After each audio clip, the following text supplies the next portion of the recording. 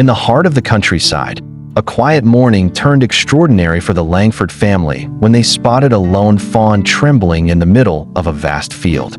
The tiny creature, barely able to stand, appeared lost, its big brown eyes scanning the horizon, as if searching for the mother who never came. It was an unusual sight, even in such a rural area. The family initially watched from a distance, unsure whether to intervene. But as the hours passed and the sun climbed higher, it became clear that no doe would return. The fawn's fragile legs began to buckle under the weight of fatigue and hunger. That was when Mr. Langford made the call. "We couldn't just leave it there," he said. "It was all alone, and it looked so scared."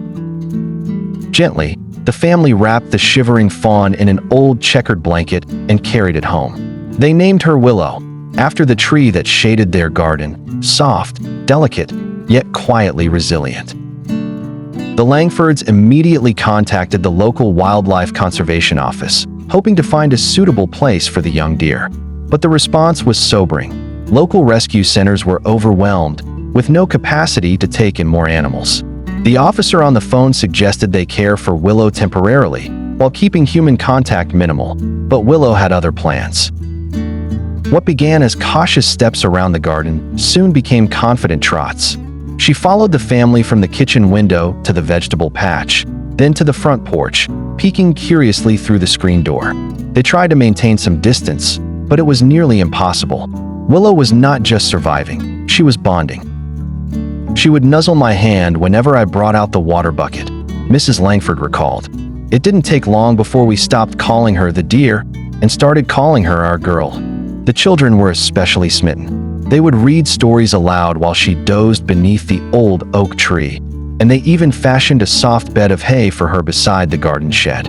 Each morning, Willow greeted them with gentle bleats, as if to say, "Thank you." Over the weeks, Willow grew stronger, and so did her place in their lives. Although the Langfords remained in touch with the wildlife agency, no relocation plan ever came through. And as summer turned to autumn, the idea of letting Willow go began to feel like letting go of a family member.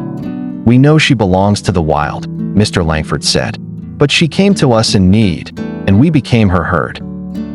The family now watches Willow graze peacefully in their backyard.